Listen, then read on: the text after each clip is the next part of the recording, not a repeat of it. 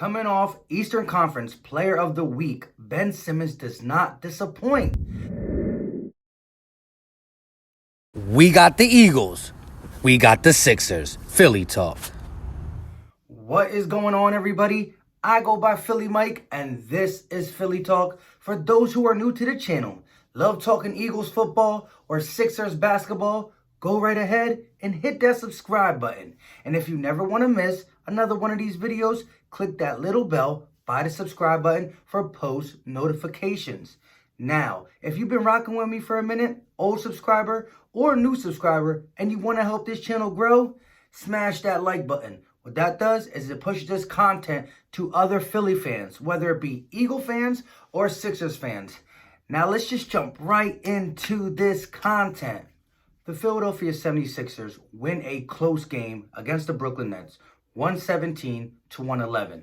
We all know how the Sixers play on the road, especially late in the fourth quarter, where we tend to lose these games that are close in the fourth. Still no Joel Embiid. We have to find a ways to win without him, and that's exactly what we did today. Other people stepped up. A guy like Ben Simmons really put the team on his back. Really did. 15 points in the first half. 13 points in the third quarter alone, ultimately scoring 34 total points, 12 rebounds, 12 assists, 5 steals, 2 blocks. 12 of 14 from the field, 10 of 14 from the free throw line. A super efficient night from Ben Simmons. And that's what happens when Brett Brown plays him at the 4 and not the point guard. I'm not saying Ben Simmons should never touch the ball and run point. No, he's a gifted passer. He's a gifted driver. But when you have a point guard, a traditional point guard on the court with Ben Simmons and play him at the 4, he's too versatile. He's too fast. He's fast like a guard and he's strong and big like a big man. So a big man, it's hard to guard him and a guard can't guard him. So when he's picking and rolling down to the basket, he's almost unstoppable with lobs and whatnot. Now, I'm not a big Raw Neto fan. I much prefer Trey Burke in the game. But when Raw Neto was in the game, Ben Simmons looked really good. He looked really good. When you have that lineup where it's Neto, Ben Simmons, Mike Scott, Korksma, and Jay Rich or something, or anybody else, he looks really good. Because what happens is Neto sets him up really good with this spacing on the court. You got three-point shooters all around Ben Simmons, so when he does decide to dish it out, you got Scott, who was doing better from the three-point line this game. I mean, he's been struggling all year, and he's bad. But this game, he looked a little bit alive. He was grabbing offensive rebounds. I mean, James Ennis is just completely gone. And Korksma was struggling throughout this game as well. But Neto and Ben Simmons were getting the job done. Ben Simmons was taking the ball on himself. He was just very aggressive. But when you have a traditional point guard, anybody there, it spaces the floor out. And Ben Simmons can be the dominant guy in the paint because he's big enough to ride with them big boys down there. We're going to talk about some trade rumors later, but let's continue with this game. It was a good game. Again, it's the Brooklyn Nets without Kyrie Irving. I know this, but it was just the fact that Ben Simmons decided to take the game over like we all know he can do. We just want to see it more. The aggressiveness of Ben Simmons was just fantastic. But I am going to touch where he kind of fell off and the team started to struggle once again. But let's jump into Josh Richardson was 6 of 12. For 15 points. Tobias Harris was 5 of 17. He kind of struggled, especially shooting the 3-ball this game, but he was 5 of 17 for 15 points. Korksma struggled with 3 of 11 for 10 points, and Al Horford was 9 of 15 for 19 points and was huge down the stretch on the offensive side and the defensive side. Now, I didn't check what Matisse Thybulle did, but I really don't care what he does on the offensive side. When him and Ben Simmons are attacking the ball handlers like that, it's just incredible. It is incredible. 22 turnovers we created in this game. 22 turnovers and 6 blocks. And it's mainly them two, Matisse Thybulle and Ben Simmons. Now, Josh Richardson is not no slouch, but he's a third wheel when it comes to defense on them two. And that's great when you got 3 perimeter defenders that can do that. That's going to be big in the playoffs. I really think that Ben Simmons and Matisse be having a competition. Who can get more blocks? Who can get more deflections? Who can get more steals? Because once one starts getting hot on the defensive side, the other one follows right behind them. Spencer Dinwiddie did as much as he could to keep this game, good with the net side, who actually was winning the whole game until the third quarter. Spencer Dinwiddie was 6 of 17 for 22 points. LeVert had some good ones.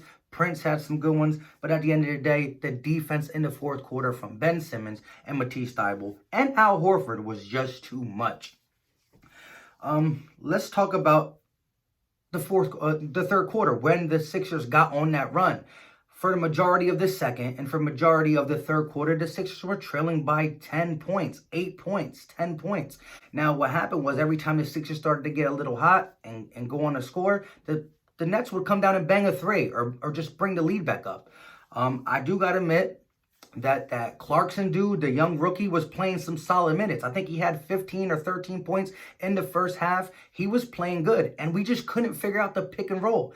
Either we played the pick and roll and we both went back with the center and Dinwiddie was wide open for three, or we both went up with Dinwiddie and he just lobbed it over to either Allen or Clarkson. So we really struggled defending the pick and roll in the second and third quarter. Fourth quarter was a different story. But what I did like about this game is when we have an actual point guard on the court and Ben Simmons at the 4 or the 5 position, boy, can we run and transition. 23 fast break points this game. 23 fast break points for the Sixers and only 6 fast break points for the Nets. That's embarrassing. 23 for the Sixers and 6 for the Nets. That's when you can run up and down the floor. At the end of the day, it's against the Brooklyn Nets. There's nothing to be super excited of except for the aggressiveness shown by Ben Simmons and the fact that we closed out a close game, something we could not do on the road all season long. Now, I do want to talk about that big run. So Ben Simmons had 13 points in the third quarter, and we pretty much went on a 9-2 run. A 9-2 run to close the quarter out, and starting the fourth quarter, we were down by 1 point.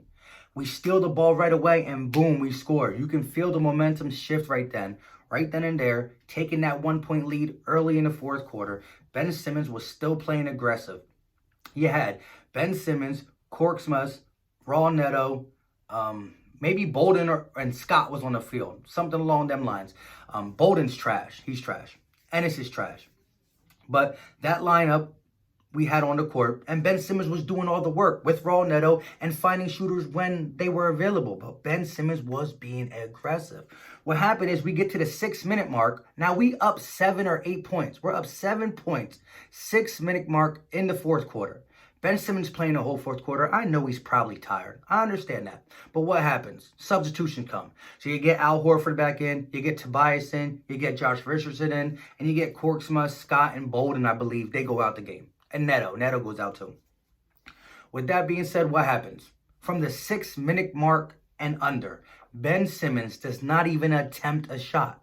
He's back playing the point guard position full time, coming down the court, handing it off to Josh Richardson, handing it off to Al Horford, handing it off to Tobias Harris, and just going in the block and not looking for the ball. He's not picking and rolling. He's not moving. He's not doing none of that stuff that he was doing with the shooters, with Raul Neto.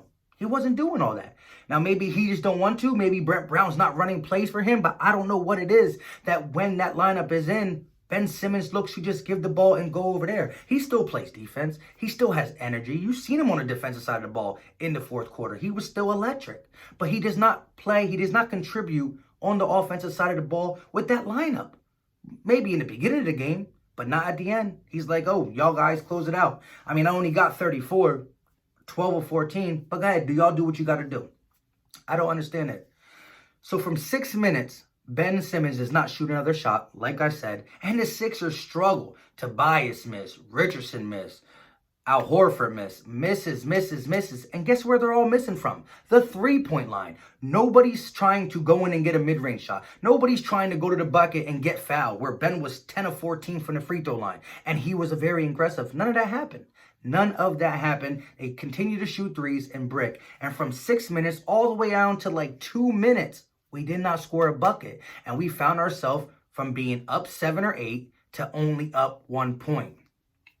With that being said, Korkmaz made a huge three coming off the, I think the pick and roll of Ben Simmons. See, and that's what happened. So when Brett Brown saw we were struggling, he calls a timeout and he gets Korkmaz in the game, and then he makes a big three. Makes a big three, puts us up, but as soon as we do that, here comes Dinwiddie. Bang.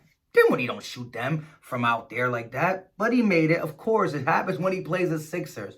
With that being said, I do love the Al Horford defense at the end. Back-to-back blocks, back-to-back big shots. He made a big three. He made a clutch rebound, put the ball back up. Al Horford was clutch in the moments at the end of the game. I just do not like that from the 6-minute down mark. Ben Simmons is having one of his best games. Tied his career high in scoring with 34. From 6 minutes under, not even a shot attempt. I would understand if he attempted a little baby hook or a layup and he missed it. Not one attempt when you got Horford, Tobias, Jay Rich. They're all shooting. They're all shooting and not letting Ben Simmons attempt a shot. And we were cold for a long time. That's when I was just calling for, okay, Ben, just take it to the hole. Get fouled. Get fouled. You're shooting really good right now. With all that being said, 34 points. Like I said, he could have just dropped one more bucket to really break his career high and go from 34 to 36. Because 34, he just tied his career high, but he never had a 30-point triple-double. Congratulations, Ben Simmons. We just got to see this more frequently. We know you can do this, so do this. And see, now we're starting to get a little bit of steam, starting to get a little bit of a rotation. And Joel B's going to come back, and it's kind of we're going to get lost again. We don't know where Al Horford fits in. We don't know where Ben Simmons fits in. You can't have Horford, Embiid, and Simmons all on the block at the same time. You just can't do that. Embiid is the dominant player on this team. You know, it's Embiid and Ben Simmons. That's what it is. But we got to find a way to get them on the floor with space. And that's what brings me into this. Bleacher Report reported, I'm going to show you this on the screen if you look right here, side of me. Bleacher Report is saying that there's two people that are in the running for Derrick Rose, the Los Angeles Lakers and the Philadelphia 76ers. Now, I don't really know what the rumor would be that who we would give up, but you get someone like Derrick Rose on the team who can score, who can spread the floor. He can be a point guard. I mean, back then, Derrick Rose, he was just coming in and slamming on people. But Derrick Rose knows how to pass, and he knows how to set up an offense later in his career. He can shoot the three ball. He could really help this team out. He could be that guard that gets Simmons involved, gets Joel Embiid involved, gets these other people involved. I don't know what the asking price would be. Picks, players, I don't know. If you guys know, let me know in the comment section and let me know what you think about possibly trading for Derrick Rose. And let me know how you felt about this game. How did you feel about us beating a close game with the Brooklyn Nets? And let me know what you thought about Ben Simmons' 30-point triple-double and the rest of the squad. With all that being said, thank you for watching. If you like this content, smash that like button. And like I said, let me know in the comment section about how you feel about Ben Simmons and the Derrick Rose trade. You know what time it is. We out.